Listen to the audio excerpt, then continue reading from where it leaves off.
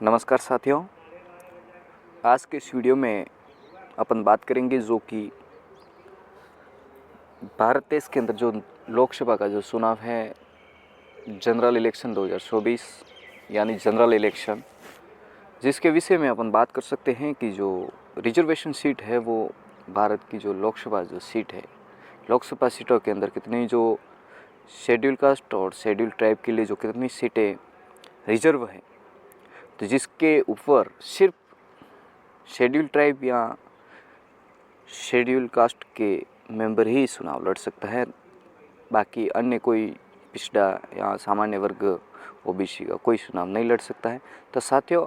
Video के अंत तक बने रहिए। ये जो जानकारी है बहुत ही इम्पोर्टेंट जानकारी वो मैं आपको प्रोवाइड कराऊंगा, जिसके चलते आपको इस चीज़ का नॉलेज भी होना ज़रूरी है कि अपन की कौन कौन सी लोकसभा सीट है जो आरक्षित सीट है, जिसके ऊपर आप अपना जो नामांकन दर्ज करके और अपने लोगों के जो हक अधिकार के लिए जो अपना जो पार्लियामेंट में अपने जो लोगों के मुद्दे हैं वो वहाँ जाके अपन उठा सकते हैं। तो साथियों, आज के इस वीडियो में इसी विषय पे मैं बात करूँगा। तो साथियों, आप सभी लोगों का मेरे यूट्यूब चैनल FLM इन्फोटेक में और FLM न्यूज़ एंड पॉलिटिक्स में आप सभी का स्वागत है। साथियों, चलिए वीडियो स्टार्ट करते हैं। तो साथियों, जितना भी अगर मान लो लोकसभा का जो चुनाव है, इसमें 545 लोकसभा सीट है, टोटल सीट है। तो उसमें से 131 सीट है टोटल जो रिजर्वेशन सीट है। तो मतलब आप समझ सकते हैं कि SC ST के लिए जो 131 रिजर्वेशन सीट टोटल जो सीट्स है, जो मतलब जो टोटल जो इस पार्लियामेंट का जो मेंबर जो होते हैं और उनका जो सीट्स है उनका 10% आरक्षित मेंबर्स को जो मतलब दिया जाता है, ST कास्ट, शेड्यूल कास्ट वगैरह इनको। तो जिस तरीके से इसमें से जो 10% हिस्सा है वो रिजर्वेशन में रखा जाता है, जिसके संबंध में आप देख सकते हैं मैं इसी विषय पे बात कर रहा हूँ।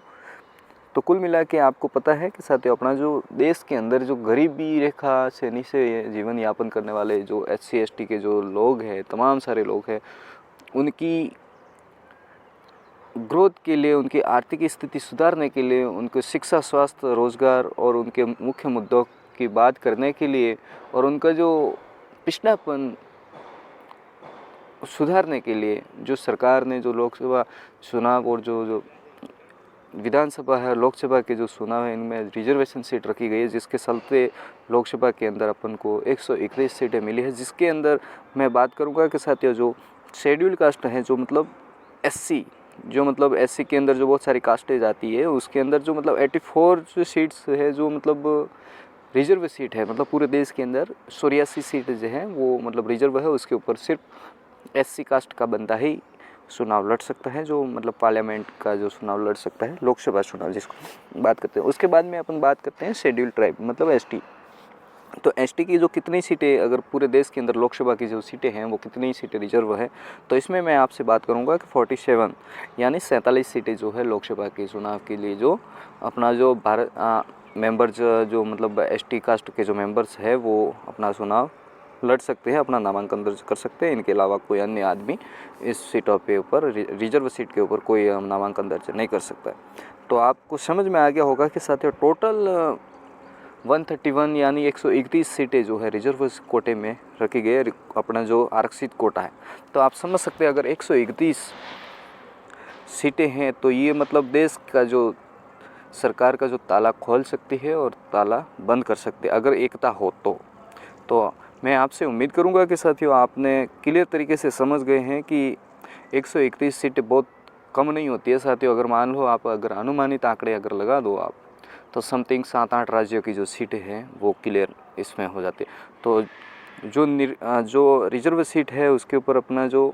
तमाम सारी जो पार्टियां हैं वो ST का जो बंदा खड़ा करके उनको अगवा करके और अपना ST के जो हक अधिकार है वो अन्य कोई समाज के जो जनरल कास्ट के जो लोग हैं वो उनको अंडर कमांडिंग करते हैं, उनको हैंडल करते हैं और अपन तक पहुंचने देते हैं। तो समझ गए होंगे साथियों कि मैं आपको इसी तरीके से ये जानकारी मैं आपको प्रदान करने वाला हूँ और प्रदान की आपको कि 131 लोकसभा जो सीट है